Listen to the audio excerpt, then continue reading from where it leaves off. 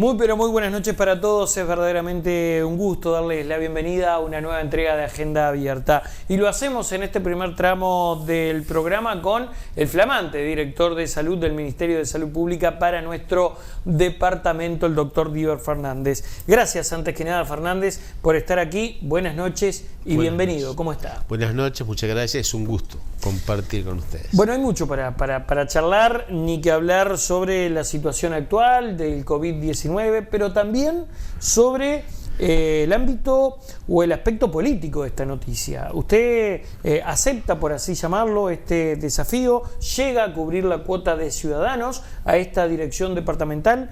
¿Por qué razón, Diver? ¿Por qué razón acepto? Exacto.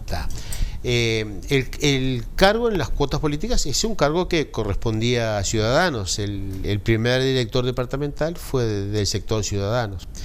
Es el sector con el que yo me siento identificado. Digo, mi inicio en la política fue en el Foro Ballista. Después yo me alejé de la actividad política, me dediqué solo a la parte de medicina. Pero como decía Jorge Valle, es muy difícil dar marcha atrás. ¿Se siente un bicho político, como se dice habitualmente? No, es más porque veo que esa definición de bicho político es que alguien que está en la política no puede vivir sin la misma. No, yo lo asocio más con lo que es mi vocación de medicina. Ajá. Y por eso asumí y siempre asumí con mucha libertad los lugares políticos. A veces digo, fui un privilegiado. En primer lugar, yo nunca pedí ocupar cargos. Eso se fue dando solo. Los médicos tenemos, y en Canelones más, mucha ascendencia sobre la gente, y los bichos políticos, como decís tú, se fijan mucho en los médicos. A veces cuesta convencer a un médico para que haga política, porque es un ambiente en el que tú te metes. Entonces, yo entré libremente salí después que estuve en el INAME, hoy INAU, porque no me convencía. Primero que el Partido Colorado había sufrido una derrota, no me fui por la derrota, me fui porque el Partido Colorado no había hecho un mea culpa. Nunca se hizo, lo pedí en las convenciones, nunca se hizo un mea culpa de por qué habíamos bajado tanto al llano. ¿No hubo autocrítica, dice usted? No hubo autocrítica, no se hizo nunca un mea culpa. Entonces me alejé. Y no habían figuras atractivas tampoco. Los últimos candidatos a presidente había sido Stirling, en el año en que yo fui la última elección que participé, dejé el INAME y participé. Y después, bueno, como que ya forma parte de la vida de uno. Yo la primera vez que entré fue porque me pidieron con quién me sentía más identificado, el sector del Foro Ballista con Sanguinetti, y en Canelones apoyé a Tabaré en su candidatura a la intendencia, sin pedirle nada. Y cuando quise acordar, Tabaré me había designado su suplente, pero aparte me dio una dirección general, que era la de Contralor Sanitario, Salud y Medio Ambiente, que era una dirección muy vasta en la que realmente te fogueabas en temas que hacían mucho a la calidad de vida de la gente, y eso me sirvió muchísimo. Pero nunca pedí, me sentí muy bien en el grupo, en el sector.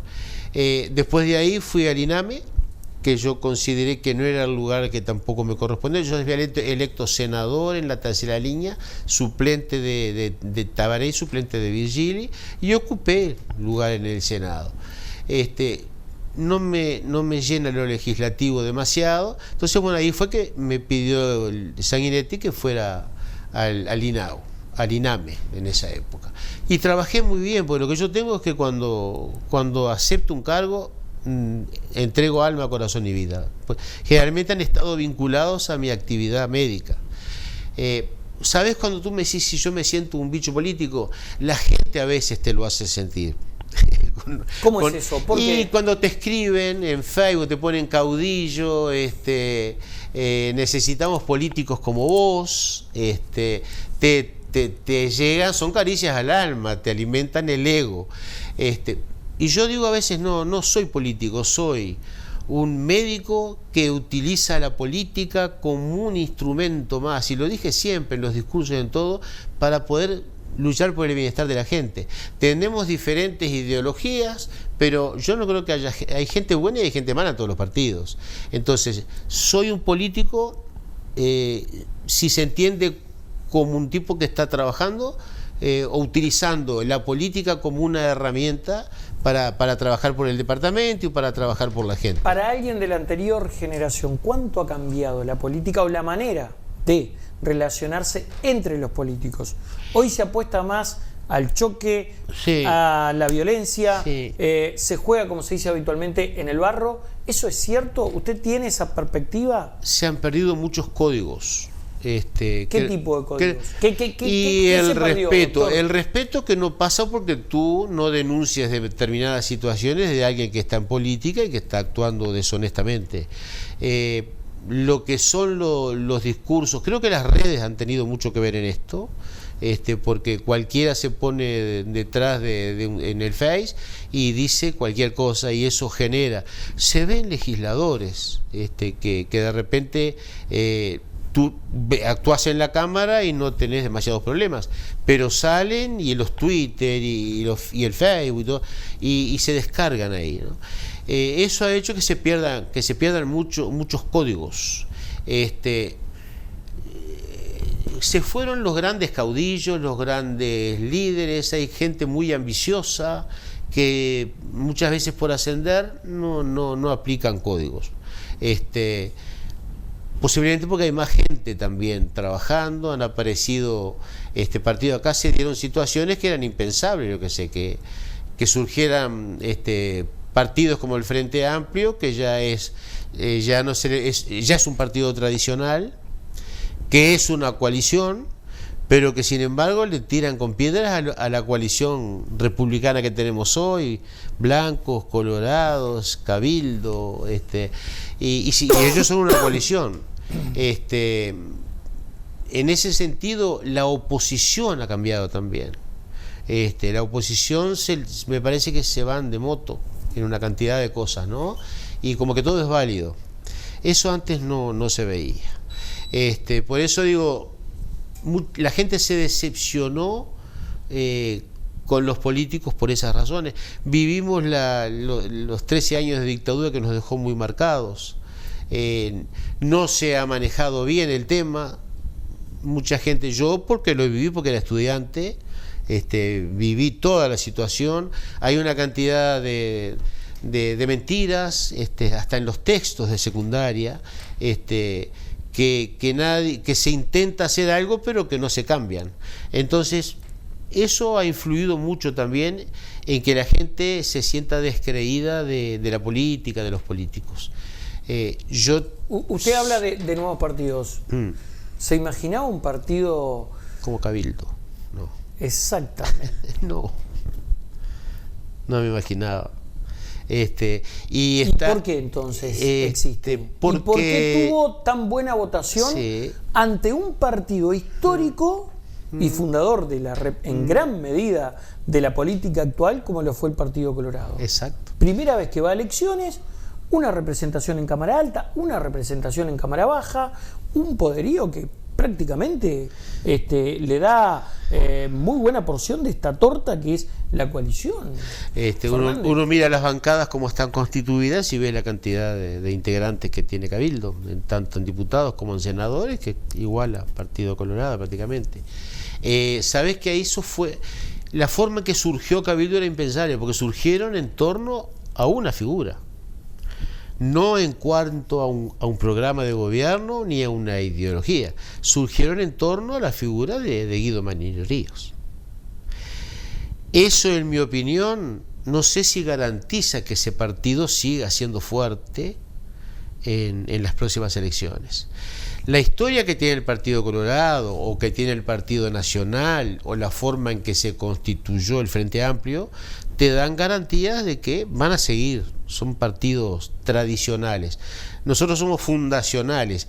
Y cuando uno ve qué es lo que le pasó al Partido Colorado, lo que hoy se está aplicando, las banderas que maneja especialmente el Frente Amplio, son banderas vallistas.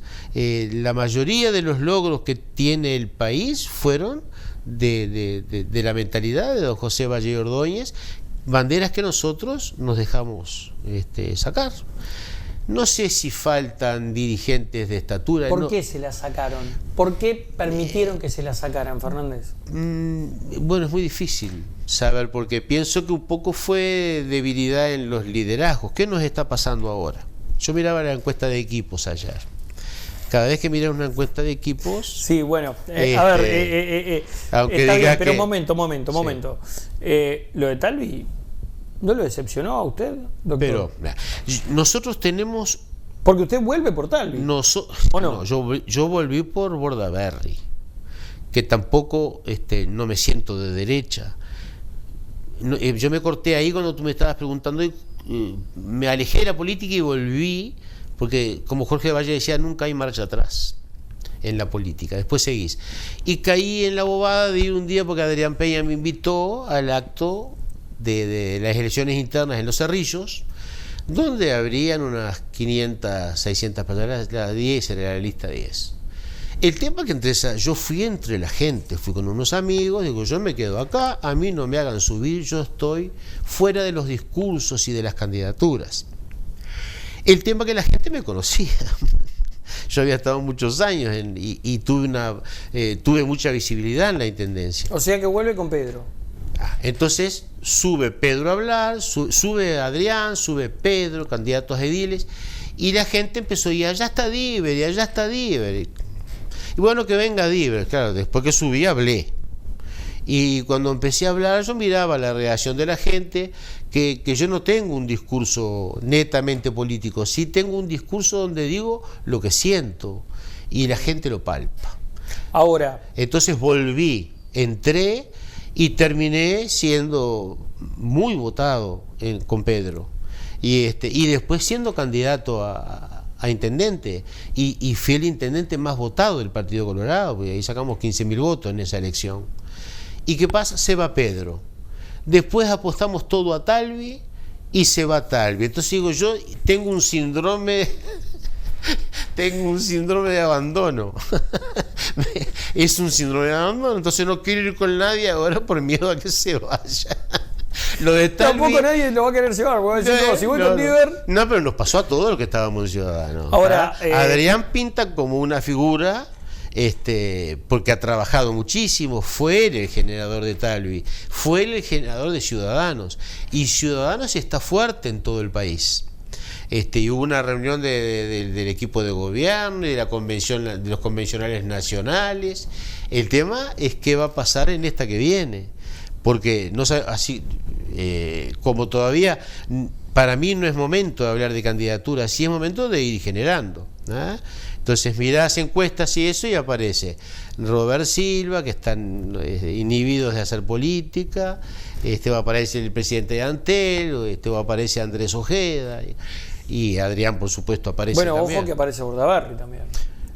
Equipos no lo nombra Bordaberry, pero por ejemplo Bordaberry escribió un artículo en El País el domingo, hablando creo que del caso H, y digo, ahí tú lo escuchás o lees lo que Pedro escribió, y es como una persona que está volviendo. Entonces el panorama es muy incierto para nosotros, así como el Partido Nacional ya tiene su candidato, aparentemente que se está ganando el apoyo de todos. Quiero ver después cuando llegue el momento de las internas y todo eso, ¿no? En Cabildo las cosas no se discuten mucho, me parece, ¿no? Pero en el partido, ¿cuál es el tema? Para la coalición, yo creo que la coalición tiene que seguir funcionando, porque es lo que pasa en la mayor parte de los países del mundo. Digo, ¿qué le pasó a Lula ahora? Ganó muy apretado y tiene que hacer coalición con una cantidad de partidos. Es una cosa normal, pero el Partido Colorado es fundamental. Fuimos fundamentales para que el Partido Nacional también votara. Y lo otro que a la gente no le queda claro, esto no es un gobierno del Partido Nacional, esto es un gobierno de la coalición. Sin el Partido Colorado y sin Cabildo esto no funcionaría, pero el Partido Colorado, si se desinfla el Partido Nacional, en mi opinión humilde. Doctor, hacemos una pausa, ¿le parece? Y hablamos de medicina a la vuelta. Sí. Tanda, ya regresamos.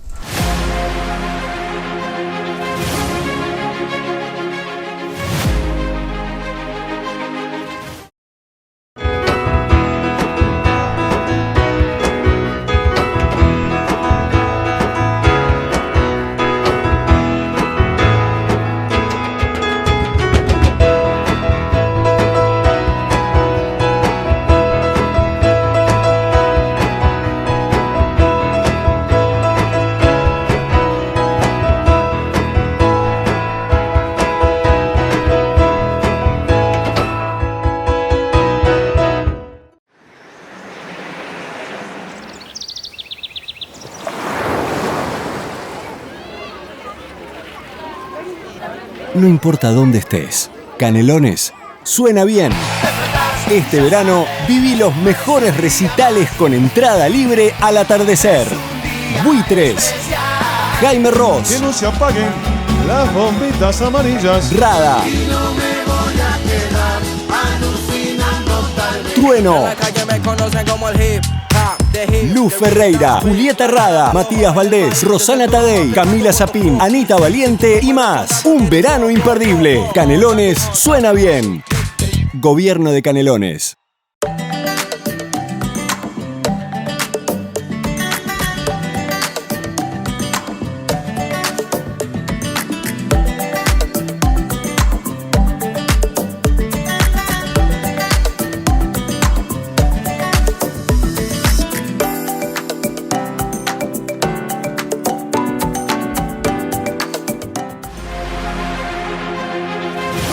Continuamos con esta agenda abierta y ahora nos metemos en lo médico, ¿le parece? Sí. Área Salud. Es lo mío, es lo mío.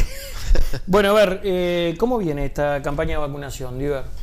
La campaña de vacunación viene bastante bien en cuanto al número de personas que están yendo a vacunarse. Viene mal en cuanto a la desinformación. Hay que ver que la arrancamos no hace 15 días, hace 10 días. Y en un tiempo que la gente por allí tiene la cabeza en otra cosa, ¿no? Hay lugares, claro. Nos pasó en Sauce el otro día, que habían creo que 50 venido a vacunarse, pero está como vacío el vacunatorio y el pueblo, ¿no? Está claro, la ciudad. Claro. Entonces no es la mejor época, pero como que hay que llegarle más a la gente. Para eso los medios de difusión la prensa es fundamental. Primero, porque es con agenda abierta, la gente no entiende que puede ir y vacunarse. Segundo, porque se dio a entender que iba a ser por grupos etarios, que primero eran los de más de 80. Entonces, ha pasado, porque también están desinformados hasta los propios funcionarios o vacunadores, de gente de 60 años que ha ido a vacunarse y le dicen, no, usted todavía tiene que esperar 20 años, tiene que esperar a que venga el grupo de 60. Y la idea, que es lo que nos transmitió el señor ministro, es que se vacune a todo el que concurra, que nadie se vaya sin vacunarse, porque consideramos que es fundamental para evitar otra pandemia, ¿no? Entonces, hay que informarse, la gente puede concurrir, estamos ampliando los vacunatorios, no sé si podemos llegar a la cifra que tuvimos la otra vez en la pandemia, pero estamos moviendo todos los recursos, estamos recibiendo el apoyo de los prestadores privados, tenemos el ómnibus del SINAE, de SECOED, perdón, que hoy empieza a recorrer las zonas balnearias, que lo vamos a poner en puntos fundamentales. En Atlántida funciona de firme un vacunatorio en la Médica Uruguaya y estuvo en Ajupena el otro día, pero vamos a ir a Floresta, vamos a ir a Costa Azul, todos los balnearios hasta llegar a San Luis. La gente tiene que estar atenta a la información de los medios locales o los mismos municipios donde no hay prestadores de salud, que son los que van a estar informados. Diver, desde el punto de vista médico, ¿le preocupa este rebrote o esta ola de COVID? Nos preocupa. Estábamos más preocupados porque pensamos que la ola iba a ser mayor. Canelones, por ejemplo, tuvo un pico a fines de diciembre que nosotros se lo atribuimos a las fiestas, prefiestas, a las despedidas de empresas, que fueron muchísimas en Canelones. Y esos contagios se vieron a fin de año. Esperábamos para enero un repique mayor, y sin embargo no ha sido así. Por ejemplo, en la dirección tenemos un grupo de funcionarios que se dedican a testear todo el departamento y a controlar, y ayer, por ejemplo, hubieron 76 nuevos casos. Solamente hay 3 internados, no hay ocupación de CTI, fallecimientos subieron la semana pasada 7 u 8, pero eran personas que tenían otras patologías. Por COVID hubo un solo caso. No obstante, el mensaje es claro, hay que vacunarse. Clarísimo, no tenemos que esperar a que venga la pandemia. Y lo otro, el uso del tapabocas en los lugares que corresponde, en los lugares cerrados, en el supermercado, vamos a la institución médica, donde hay aglomeraciones, en la calle no tiene sentido, pero el tapabocas es fundamental también. Esa mentalidad que no deberíamos abandonar nunca, son como los japoneses que hace 40 años que están usando tapabocas. Eso previene muchísimas enfermedades, porque no solo el COVID, digo yo, que si tuvimos estreptococo, Canelones por suerte fueron 8 casos, hubieron 2 niños en CTI, que ya salieron, está todo bien. Digo, pero hay una cantidad de cosas. Ayer hubo un caso de antivirus, que es la enfermedad que transmiten los ratones, pero en general Canelones desde el punto de vista sanitario está muy bien, pero tenemos que cuidarnos. ¿Cómo encontró la dirección justamente? ¿Cómo fue ese periodo de transición, digamos? Muy bien, la casa ordenada. La casa ordenada, y Diego con muchas ideas, con muchos proyectos. Él se fue por razones personales o familiares. No pensamos que se fuera ahí tampoco, pero no tenía obligatoriamente que irse, pero dejó la casa muy muy en orden.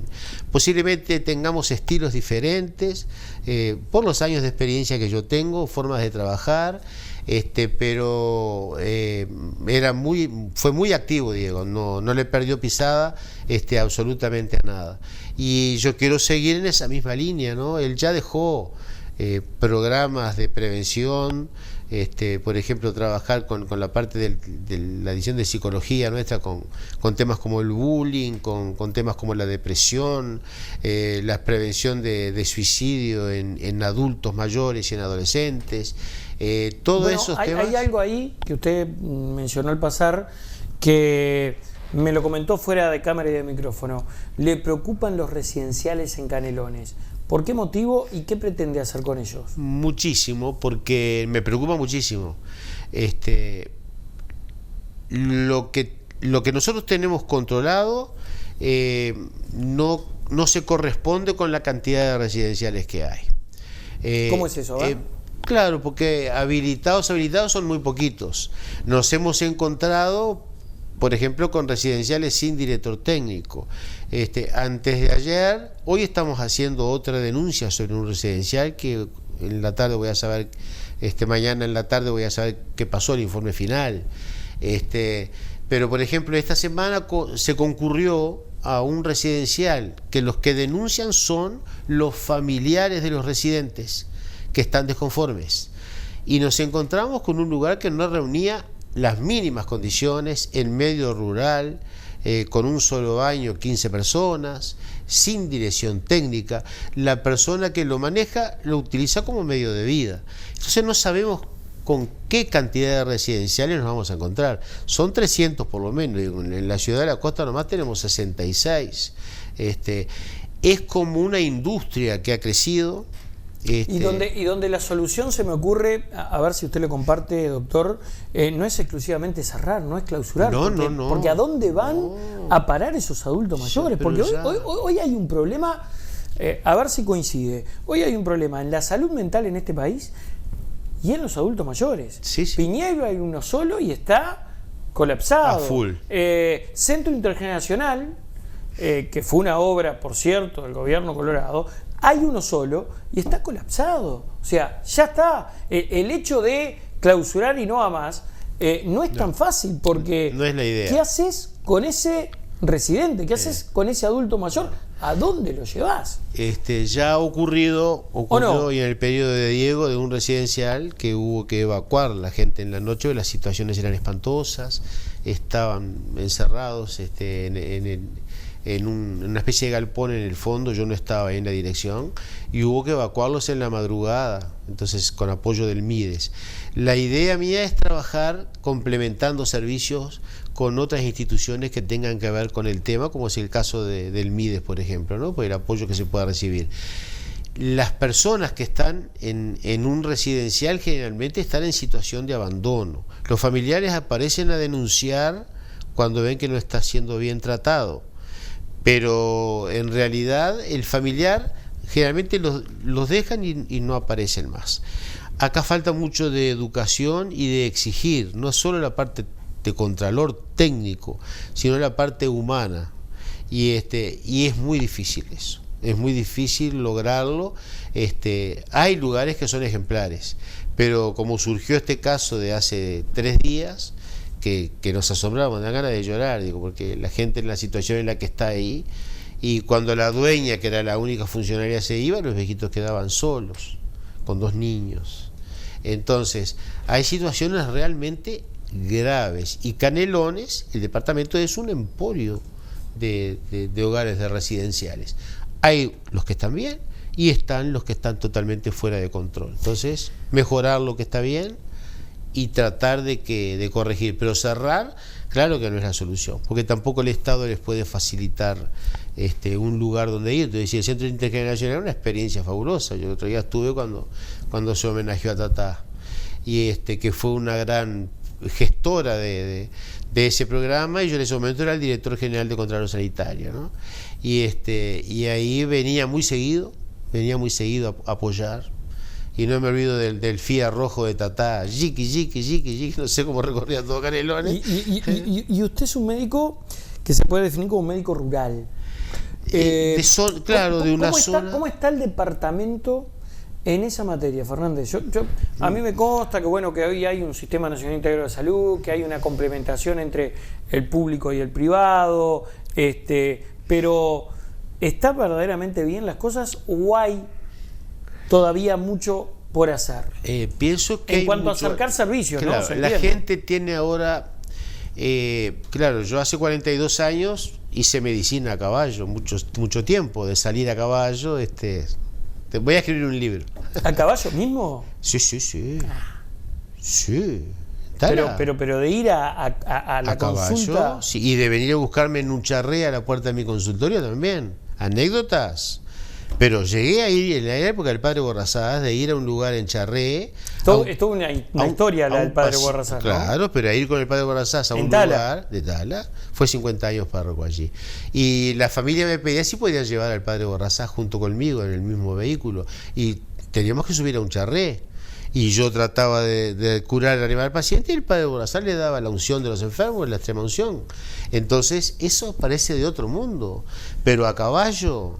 Por eso cuando me tocó estar en el Parlamento ahora, cuando se hablaba de cuidados, se trató el tema y yo lo voté de cuidados paliativos, yo hice cuidados paliativos toda la vida.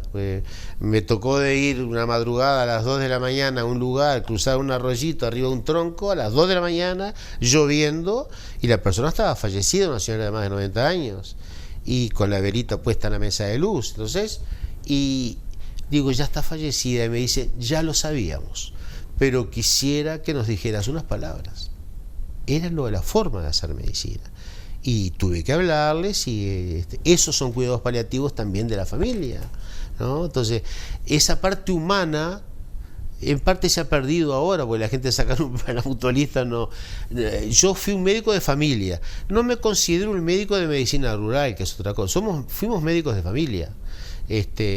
Todos estos años, y lo seguimos siendo, porque yo me jubilé en mayo y la gente me sigue, y yo me acuerdo, tengo 3.000 historias de pacientes escritas a mano, en tarjetas, en sobres, ¿no? 3.000. Y ahora, cuando llegó la era de la digitalización, yo siempre me opuse a la historia clínica, que a veces se cae el sistema que hace sin saber, pero yo lo recuerdo acá. Entonces, esa es la experiencia más linda de la medicina, la parte humana, que yo la aplico en la política y en los cargos en los que estoy. Capaz que es mi manera de ser. Porque los médicos éramos todos, por lo menos en mi época hacíamos todo. Digo, era impensable que un médico saliera al Murga. Se estrenó en Tala el otro día la película de las primavereadas, y uno de los protagonistas era yo, porque durante 10 años fue el letrista y el cupletero de mi barrio, ¿ya? Entonces, pero es completo, Fernández. Pero yo tocaba la guitarra y cantaba, y gané el Festival del Viejo Pancho en plena dictadura, cantando 2 temas prohibidos, El Orejano y La Copla del Payador Perseguido. Y el presidente de la comisión del jurado, que era un coronel retirado, me quería expulsar. Y al bajar el comisario del pueblo me dijo, tendría que llevarlo preso por lo que cantó. Yo digo, lléveme, si se enferma la gente, ¿qué hace? Y gané ese concurso. Entonces, eso lo tengo incorporado, y no es para agrandarme yo. El otro día se proyectó esa película en el Tala, que dura 2 horas, en la plaza, y bueno, pasaban los cuplés míos, el cuplé del Chapulín Colorado, el cuplé del Labrador, que los escribía y los interpretaba aparte. Entonces, eso es impensado hoy. Entonces, la medicina rural en esa época era ir a ver la gente a su domicilio. Hoy llaman la emergencia móvil. Porque tampoco me da la impresión de que los médicos van preparados como para hacer ese tipo de medicina, ¿no? De salir, de hablar con la gente. Una medicina seguramente mucho más comunicativa, más sensible. Mucho. Tiene que ver con nuestros orígenes. Yo soy hijo de chacareros. Yo trabajé en la remolacha para estudiar medicina. Era peón de remolacha. Y de noche no había televisión. Había radio si el molino marchaba y cargar la batería. Y eso nos permitía ser más contenidos afectivamente. Y ahí nació mi profesión por la medicina también. Y entonces creo que eso es lo que marca a la gente. Y después uno lo puede volcar en las diferentes actividades. Pues yo te decía hoy, fuera de micrófonos, cuando me decís lo del político, la palabra político a veces venía como peyorativa y de que quiere escalar, y claro, y ahora me ven y de repente dicen, este es un acomodado porque siempre se acomoda. Y digo, no, yo podría estar tranquilo en mi tala gozando de mi jubilación. Bueno, pero ahora que sé tengo esa niños faceta, chicos también. Ahora que sé esa faceta, puede sacar una murga también a defender la coalición. ¿Por qué no? Porque vio que siempre le pegan a que la murga es frente amplista, ¿no? Exacto. Acá tenemos un letrista para la coalición.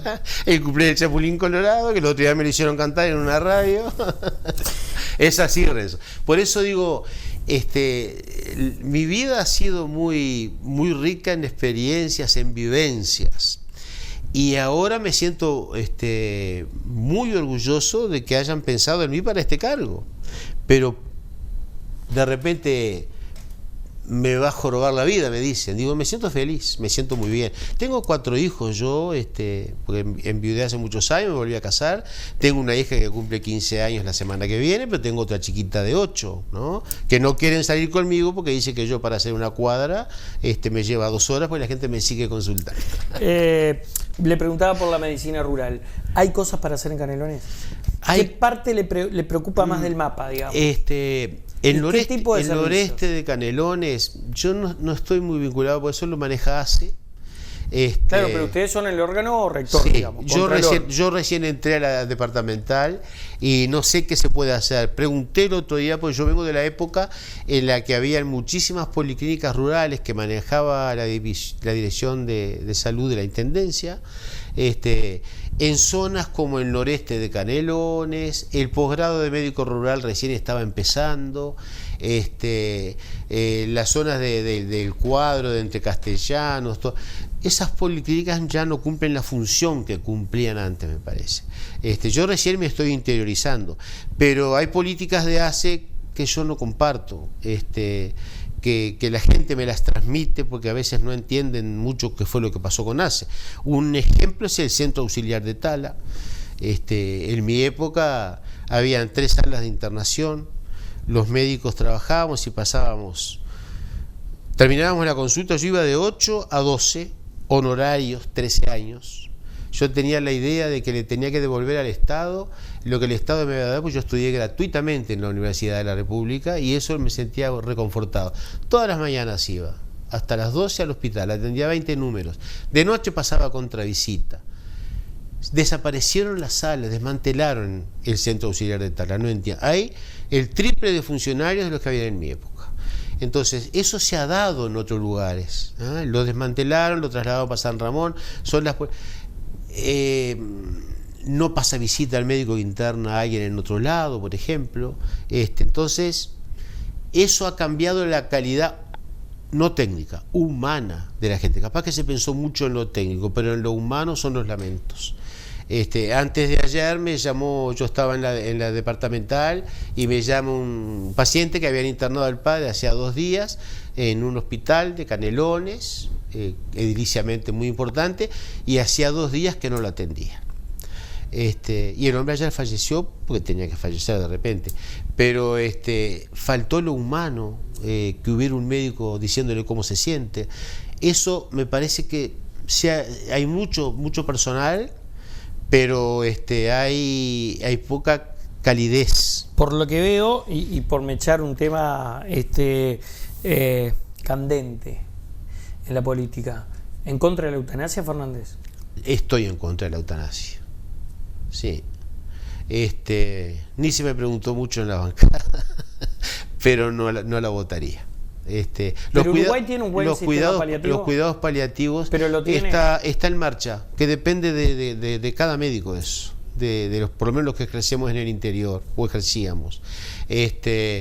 Yo pienso que hay muchas formas, porque todos los médicos lo hicimos y la gente hablaba del cóctel lítico, todos lo hicimos, tratar de despersonalizar y evitar el sufrimiento, que creo que se puede hacer. Pero quitar la vida no, nosotros no somos dioses, somos quienes estudiamos medicina, lo hacemos para defender la vida. Me pasó a mí muchas experiencias por ejemplo con el aborto, y convencer a la persona de que el aborto era decidir sobre una vida indefensa. Capaz que digo, en mí priman mucho los valores cristianos también, pero si no fuera cristiano como médico, el médico está llamado a defender la vida y a morir con dignidad, que se puede lograr sin matar, ¿no? Yo sé que esto de repente muchos correligionarios temblarán, pero yo digo lo que siento y lo que pienso. Nunca se me consultó mucho sobre ese tema. Pienso que es porque con tantos años de experiencia, porque pasé por todo, yo pasé por la etapa en la que no había recursos, no había absolutamente nada, íbamos con el aparato de presión, trasladábamos la gente en carros, a veces salir de caminos de barro, y entonces digo, tengo suficiente experiencia, me parece, y autoridad moral como para tener bien formadita, bien claras mis cosas sobre esas dos cosas en las que está en juego la vida de la gente. En una de un ser indefenso y en la otra de alguien que no sé si te pide, que nadie quiere morirse llegado el momento. La gente, incluso el suicida, la gente quiere salir de determinadas situaciones de sufrimiento personal, espiritual, físico, pero lo que el médico tiene que hacer es paliar esa situación. Esto que estoy diciendo es muy discutible. Yo estoy dando mi opinión sincera. Fernández, ha sido un gusto charlar con usted y veo que hay mucha tela para cortar todavía, ¿no? Ojalá pueda vivir muchos años y seguir defendiendo estas cosas. Muchísimas gracias por haber estado aquí. Gracias a ustedes, ha sido un placer, ha sido un placer. La pausa y continuamos con Agenda Abierta.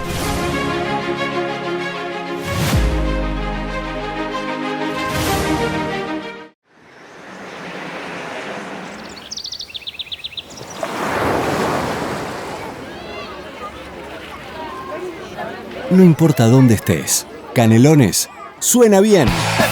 Este verano viví los mejores recitales con entrada libre al atardecer. Buitres, Jaime Ross, Que no se apaguen las bombitas amarillas. Rada, Trueno, Luz Ferreira, Julieta Rada, Matías Valdés, Rosana Tadei, Camila Zapín, Anita Valiente y más. Un verano imperdible. Canelones suena bien. Gobierno de Canelones.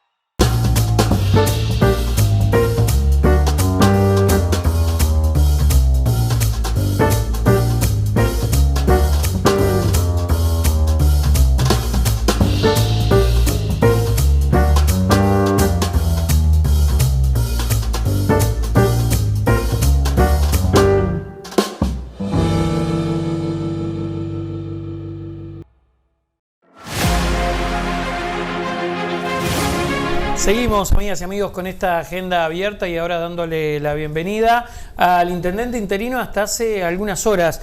Lo voy a describir como él mismo lo hace. Esta changa que agarro por temporada estival, dice Marcelo Metediera cuando se hace cargo del gobierno de Canelones. Metediera, un gusto tenerlo aquí. Hay mucho para conversar sin dudas. Le toca, o le tocó en realidad conducir la administración con, digamos, un tema que yo creo, o una breve gestión que fue asignada por la sequía y los incendios. ¿Qué sacó de todo esto? Porque recorrió los lugares que se incendiaron, pero recorrió también a los productores, ¿no? Sí, y también el turismo, que arrancamos con una quincena importante.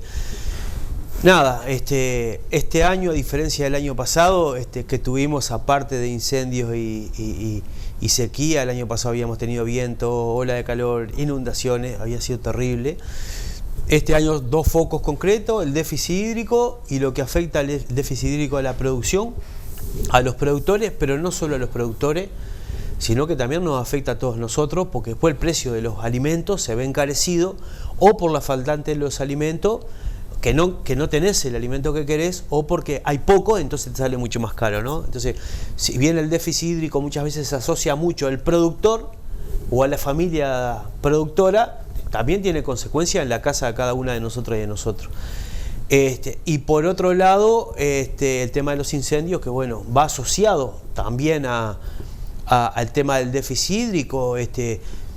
Para el déficit hídrico, Canelones tuvo algunas asistencias, está teniendo algunas asistencias puntuales. Para el tema de los incendios, una combinación, decimos nosotros, del factor humano, que 9 de cada 10, por no decir 10 de cada 10 incendios son provocados por el factor humano. El tema de los mantenimientos de los predios, hay una normativa a nivel departamental, la ordenanza forestal, que establece en qué condiciones tienen que estar esos predios. Siempre hablamos de predios que no son un padrón en una planta urbana, estamos hablando de predios forestados. Tenemos la ordenanza departamental los divide en 4 áreas, hasta 3 hectáreas, entre 3 y 50, de 50 a 150 y más de 150. ¿Cómo es el protocolo allí? Cada una, porque se intima y si no se multa. Bueno, la pregunta es, ¿se han multado sí, por esta razón? Sí, cada una de estas 4 instancias que tengo tienen distintas exigencias. Las comunes, que tenés que tener poda de los árboles hasta 2 metros de altura y que tiene que estar limpio el piso de ramas, ¿no? Entonces, y la tercera, el déficit hídrico. Entonces, si vos haces o juntás el descuido de las personas con los terrenos sucios y con el calor, es una combinación de la que hemos estado sufriendo en estos días, que se producen los incendios. Con respecto al tema de la normativa forestal, tenés que cumplir muchos requisitos. A ver, estamos hablando que los terrenos que son de más de 150 hectáreas tienen que tener agua, tienen que tener gente que cuide, tienen que hacer cortafuegos, no solo lindero a las rutas, sino internos. O sea, estamos hablando de predios 150 hectáreas arriba, no es el campito del vecino. ¿Los hay en Canelones? Sí, los hay. De esta magnitud, sí, digo, los de hay. 150 y arriba. Sí, los hay. De hecho, hemos tenido predios que se han llegado a quemar 80 hectáreas, solo lo quemado. Entonces, ¿qué quiero decir con esto? El procedimiento que hay es, se hacen inspecciones a los predios, ahí se detecta la situación, si hay irregularidades se intima a los propietarios de los predios a regularizar, si no se regulariza se multa, pero como esto no depende de voluntad, si vos tenés un riesgo de incendio no alcanza con intimar y con multar, también pasa a la justicia. Nosotros en este periodo llevamos 42, 43 actuaciones en lo que hace, con todo lo que lleva el proceso administrativo burocrático nuestro, ¿no? Igual de todas formas se ejecutaron esa cantidad entre inspecciones, intimaciones y multas que han ido a la Junta Departamental, porque el intendente tiene un tope de 70 unidades ajustables para aplicar una multa. Si la multa supera, en ese caso tiene que ir a la Junta Departamental, y la normativa forestal establece multa de 10 unidades reajustables hasta 300 unidades reajustables. Entonces sí, se ha actuado de esa manera, y bueno, y se han procedido en esta cantidad de casos. Llama poderosamente la atención porque convengamos que esto no es nuevo, Metediera. Usted lo decía al comienzo, el año pasado tuve lo mismo con el plus de temporales, por lo menos ahora no lo tuve, pero hace por lo menos 3 años que viene sucediendo lo mismo. Este es el 4. ¿Por qué no hay previsiones? ¿Por qué no hay, no sé, un fondo común para los productores por la sequía, por ejemplo? ¿Por qué no hay más efectivo de bomberos? Yo tenía posibilidad de charlar con un gremialista, me decía, estamos 1.200 abajo, 1.200 efectivos, menos, no hay camiones. Bueno, ahora hubo sí un recambio, pero en el comienzo, combatiendo los incendios, los camiones se averiaban, estaban dañados, se llegaba a un incendio con 2 bomberos cuando en promedio lo ideal es de 6 a 8.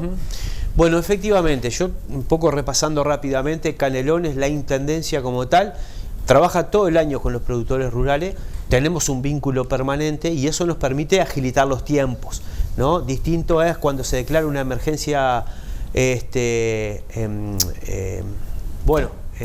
hídrica, donde el gobierno nacional dio 90 días de plazo para anotarse. Entonces, ¿qué planteamos como Canelones?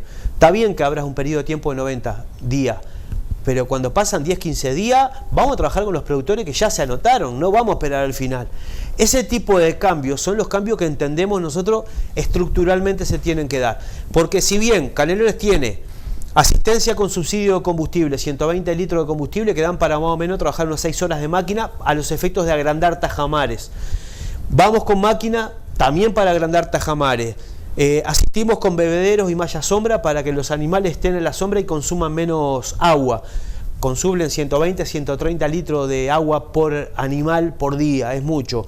Estamos trabajando con la limpieza último de pozos manantiales para el consumo de agua humano, porque vos tenés los pozos, a veces pasa que el barro de abajo de los pozos tapa el manantial y deja de salir agua. Estamos dando asistencia en ese sentido. Después la asistencia para consumo, agua de consumo animal. Después, por otro lado, por medio del SECOE y de OCE se coordina la asistencia de consumo humano para el tema del agua. Pero esos son planes eventuales, es lo que estamos planteando. Esto ya pasó, dejó de ser una eventualidad. Capaz que en tus años mozos y los míos también hablábamos de la sequía como algo que había pasado hace mucho tiempo.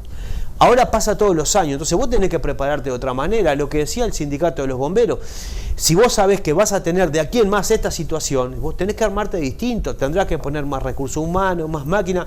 En el caso de Canelones, el último fideicomiso aprobado tiene determinado dentro de ese fideicomiso la compra de maquinaria que va a estar todo el año exclusivamente para trabajar en el agrandar los tajamares, agrandar las aguadas. Bueno, pasó a ser algo estructural y entendemos que hay que atenderlo de esa manera. Con una planificación, ¿se logra mitigar estos efectos que hoy vemos? Y bueno, hay que trabajar mucho. Vos tenés hasta que cambiar culturalmente en la cabeza de los productores que hay que planificar y que hay que generar infraestructura necesaria para el acopio de agua durante el año, porque no podés esperar al verano que venga la sequía para pedir medidas. También tenés que ser proactivo por parte tuya. Esas son las cosas que aquellos que saben tienen que trabajar, pero que es para todo el año, no me cabe duda. ¿Qué lugares recorrió específicamente y qué fue lo que así le transmitieron los productores? Bueno, estuvimos básicamente en lo que es el corredor sobre la ruta 107, visitando a algún productor. También hubo alguna intervención en la zona de la ruta 7. En realidad lo que quisimos es yo insisto siempre que cuando agarro esta changa, dijeras vos, de intendente, aprovecho primero aprender mucho, o primero no, una de las cosas aprender mucho, y otra de las cosas es mostrar lo que estamos haciendo, aquellas cosas que normalmente se salen de lo cotidiano, que no está mucho el tema del pozo, la basura, el alumbrado, pero no otras cuestiones. Por ejemplo, con el tema del turismo estuvimos recorriendo todo el oeste de Canelones, por el turismo de río, Las Brujas, Pará Hortaje, Santa Lucía. En este caso, con los productores, la visita lo que pretendimos hacer es mostrar, porque también ese es el objetivo, darle posibilidad de exponer, de que se vea, de que se conozca qué cosas pasan en el departamento, y en ese sentido fuimos a ver in situ específicamente uno de estos planes que la Intendencia aplica junto con los productores. Antes de la pausa, ¿temporada récord histórica como sostiene el gobierno? Yo creo que ahí el gobierno planteó en una primera instancia, estamos ante una temporada récord de más de 40 años. Es un error, porque la temporada no terminó. En todo caso hay que esperar que termine la temporada para hacer el balance y el análisis. Lo que sí no cabe duda es que el arranque de temporada fue un arranque muy bueno. En el caso de Canelones no es la primera vez, pero tiene 100% de ocupación. Otros departamentos están en la misma situación. Entonces ha habido un muy buen arranque de temporada. Estamos trabajando mucho para que el resto de la temporada, dando servicio, evento, se mantenga, pero de ahí a decir todavía que es la mejor temporada de hace 40 años, está haciendo futurología, porque esto termina en febrero. ¿Qué cree acerca de, o por qué cree usted que hay actores políticos de la coalición de gobierno que manifiestan que al Frente Amplio le gusta aquello de que cuanto más peor, mejor? No, porque la derecha lo que ha hecho desde antes de las elecciones y ahora es construir un relato que es falso. ¿Me explico? Cuando plantearon antes de las elecciones que el país estaba mal, de que, bueno, sin embargo iban al exterior y mostraban al país con la solvencia financiera y jurídica como para atraer inversión, o cuando planteaban algunos otros temas puntuales que después la práctica demostró que no era tan así. por los propios actores del gobierno. Entonces, la derecha lo que ha construido hasta ahora ha sido un relato desde antes de la elección y juega eso, y políticamente es válido, obviamente no lo comparto. Entonces, acá también yo creo que el presidente del Frente Amplio se equivocó cuando dijo o salió a contraponer esto de que era la mejor temporada turística. No, efectivamente es un muy buen arranque. Pero sin embargo la derecha usa eso para decir, bueno, ven, están en contra de todo. Me parece que no, que lo que están haciendo es la construcción de un relato que cuando uno está en su casa y la guita no le da para llegar a fin de mes y se le dificulta la salud, ahí el relato se desconstruye. Pero es parte de la estrategia que ha tenido la derecha hasta ahora. Hacemos la pausa y seguimos profundizando el tema político, ¿le parece? ¿Cómo no? Tanda, ya regresamos.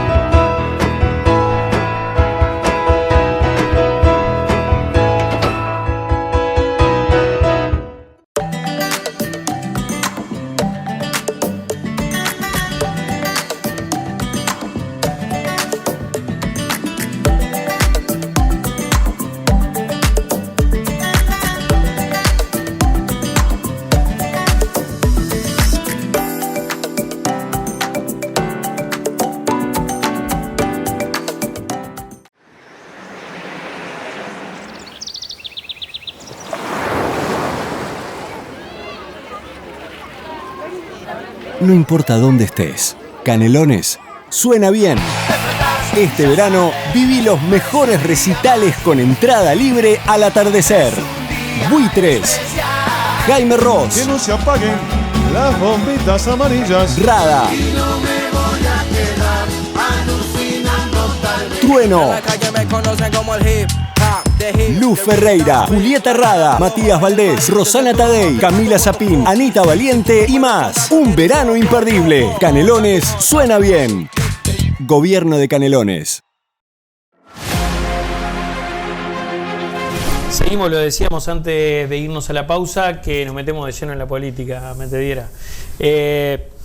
A ver, se ha dicho en más de una oportunidad, intentos hubo, por lo pronto, de formar una coalición departamental. Sobre todo Montevideo y Canelones y también otros puntos del país. ¿Esto obliga al Frente Amplio a trazar otra estrategia para las departamentales que se vienen? Yo creo que sí, obviamente sí, te hace pensar distinto. Es evidente que al no haber figuras como Marco Carámbula o como Yamandú Orsi, con el peso propio que tienen, entiendo yo, por ahora no hay ninguna figura descollante a nivel departamental que diga, bueno, hace la diferencia, por lo tanto va a haber que trabajar de manera colectiva, lo que hace a candidatos o candidatas. Pero lo otro que tenemos que hacer fundamentalmente es seguir trabajando todo este periodo que nos queda, ejecutar las obras, atender a la gente, estar en el territorio, y eso es lo que hace que la gente se sienta confiada o no, más conforme o menos conforme con una gestión. Nos pasó con el Frente Amplio a nivel nacional, donde por ahí teníamos muy buena ejecución de obras y de proyectos estructurales, pero estuvimos bastante alejados de la gente, aparte de haber cometido algún error. Entonces, creo que nos obliga a repensar sí, la estrategia en términos electorales, pero en términos políticos concretos hay que seguir trabajando como venimos trabajando. ¿Le gustaría ser candidato? Me gustaría que el Frente Amplio tenga la posibilidad de seguir transformando este departamento, que vuelva a recuperar el gobierno a nivel nacional. Nosotros en este momento estamos trabajando para construir un programa de gobierno para ponerle a consideración de la ciudadanía, y como el Frente Amplio es una fuerza política que construye de manera colectiva, que su programa de gobierno lo hace con todos los comités de base, con todas las compañeras y los compañeros que allí participan en el marco de un congreso, después quien esté para conducir eso, no te voy a decir que es irrelevante, pero hay que primero definir qué es lo que queremos hacer y después se verá con quién se hace. yo lo he dicho más de una vez, no le rehuyo a nada, pero mi tarea va a ser en este periodo, el intendente Orsi va a ser precandidato a presidente por el Frente Amplio, no me cabe duda, el Frente Amplio lo necesita, es un capital que tiene el Frente Amplio, y mi desvelo hoy por hoy está en finalizar el periodo de Canelones con la gestión como corresponde y que se ejecuten todas las obras. Tenemos mucho trabajo por hacer. ¿Qué impronta le puede dar usted a ese programa de gobierno? Como un militante más, aportando mi opinión y mi visión de los distintos temas. Vuelvo a insistir, cuando discutimos programa, lo discutimos todos en un plano de igualdad. En el comité de base, en la coordinadora, en el zonal, en los plenarios y en el propio Congreso. Por lo tanto, le voy a aportar tanto más o menos como cualquier compañero o compañero del Frente Amplio. ¿Qué aspectos debe mejorar la administración de Canelones? Yo creo que creo que venimos trabajando bien, creo que tenemos mucha obra para ejecutar, tenemos todavía espalda financiera para llevar adelante esos programas. Habrá que analizar, llegado el momento, con un programa arriba de la mesa, qué cosa se le puede poner, porque esto es una competencia también electoral y política. Llegado el momento, con el programa arriba de la mesa, cada uno le pondrá sus perfiles, sus puntos de vista, su ajuste, pero eso será más adelante. Hacía muchísimo tiempo, algunos sostienen que nunca se dio esto de gobernar el Frente Amplio Canelones, Montevideo y la coalición de gobierno El País. Sí. La pregunta es, ¿cómo evalúa usted el relacionamiento que ha existido hasta el momento entre la Intendencia y, por ejemplo, los distintos ministerios y, sin ir más lejos, el propio presidente de la República? Bueno, una valoración personal, porque no quiero comprometer a más nadie. Las definiciones o las diferencias entre el Frente Amplio y la oposición son tan marcadas, y en ese sentido seguimos igual. Uno entiende que hoy por hoy quienes están sosteniendo la economía en términos concretos, a ver, vos tenés diferencias políticas y vos tenés a quién favorecer y a quién perjudicás. Claramente el Frente Amplio tiene una composición social de cuidado de la gente muy distinta a lo que está haciendo este gobierno, que está beneficiando a ciertos sectores de la economía, exportadores, productores, y no derrama, como dicen ellos, para el laburante. Entonces, esas diferencias las tenemos y las vamos a tener históricamente, porque los dos estamos convencidos de ir hacia un lugar. Lo que no compartimos es por dónde y quién queda por el camino. Entonces, esas diferencias existen. Ahora, que existan las diferencias no quiere decir que vos no puedas sentarte en una mesa, discutir y acordar y trabajar. Yo insisto, me pasa siempre porque integro el Congreso de Intendentes, un lugar donde si hay algo que tenemos es minorías políticas, sin embargo el trabajo se hace y discutimos y no peleamos, pero también acordamos. Entonces vos podés discutir, podés trabajar, podés acordar y marcar las diferencias. Y después la gente no es tonta, sabe lo que le afecta en lo cotidiano. Si nosotros tenemos ciertos debates políticos con la derecha y las cosas no se plasman en lo concreto, después la gente toma la opción de definir por qué proyecto de país quiere. Hasta hace poco definieron un proyecto de país distinto, que en esa de la construcción de relato que hoy te decía antes de las elecciones, plantearon cosas que no se están haciendo, no iban a subir los impuestos, no iban a subir el combustible, los ministros iban a renunciar por vergüenza, y la verdad que es una vergüenza lo que está pasando con el gobierno nacional vinculado a la corrupción y vinculado a cómo se posicionan sobre algunos temas. Todo eso la gente lo ve y esperemos que pueda optar por un proyecto de país distinto. Así que, vuelvo a insistir, tenemos diferencias, pero eso no nos permite o no nos dificulta que podamos trabajar y acordar cosas, porque en definitiva lo que se resuelve es para la gente. ¿El Frente Amplio ha logrado reconectar con la gente? Yo creo que sí, la recorrida que hizo el Frente Amplio a nivel nacional, en el Frente Amplio Te Escucha, ha sido muy buena. ¿Por qué ha sido muy buena? Porque los compañeros y las compañeras se han dado cuenta de que, y yo es un problema que tengo, porque no sé si el término es un problema, pero me enoja mucho, por no decir alguna otra palabrota, cómo muchas veces dejamos por el camino hacer cosas que tendríamos que haber hecho. Y cómo nos tiembla el pulso para tomar resoluciones concretas. ¿Qué? Hablo del corredor metropolitano de transporte para ir a un tema mío. Nosotros no tuvimos la capacidad de desarrollar los corredores metropolitanos. No lo hicimos. ¿Pero por qué no se hizo? Y bueno, por decisiones políticas o por coyuntura o por caprichos, como quiera llamarlo. Entonces, en ese sentido, el escenario era proclive a hacerlo. Sin duda. Una mayoría parlamentaria. Sin duda. ¿Por qué no le echamos mano a la caja militar? ¿Por qué no lo hicimos? ¿Por qué no discuten? Bueno, yo me pregunto lo mismo y espero que nos haya quedado un aprendizaje. En el Canelone te escucha, el Frente Te Escucha a nivel nacional recibió esos cachetazos por parte de los compañeros y las compañeras. Y bueno, espero que eso haya sido un aprendizaje. Por lo tanto, te pone en territorio y te pone con la gente. ¿Ha madurado políticamente la fuerza? Yo creo que sí. Yo espero que sí. Esto que te comentaba recién debería ser parte de eso. Digo porque hoy también se discute una interna, ¿no? Sí, quedó sí, demostrado con el Congreso de Intendentes. Sí, pero no se arribó a un acuerdo. Está bien. Eso es una interna. Está bien. Que muchos pueden catalogar o juzgar de inmadurez política, la cual critiqué Pero, porque la cual critiqué porque estuve por dentro de eso. No podés hacer rehén al todo el Frente Amplio de estas disputas. El compañero o compañera que está en cualquier lugar del territorio esperaba que el Frente Amplio conduciera el Congreso de Intendentes y no lo hicimos, un error. Públicamente lo he dicho, lo estoy haciendo ahora, no me duele en prenda. Ahora, también está lo otro. Salimos a una recolección de firma contra la LUC con la gente y en la calle. Se hizo la votación con la gente y en la calle. El Frente Te Escucha con la gente y en la calle. Eso es lo que hay que fortalecer, eso es lo que hay que potenciar y eso nos va a trazar el camino. No me dijo si le gustaría ser candidato. Lo que pasa que es una contraposición que me parece que es el santo botón. Yo siempre digo lo mismo en términos futbolísticos. Quien juega al fútbol y no quiera jugar en la selección, no le corre sangre por las venas.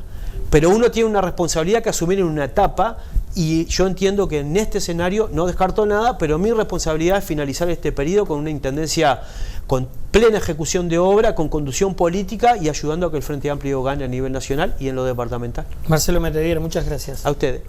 A ustedes también, vaya el agradecimiento, será hasta la próxima, que pasen bien. Chao.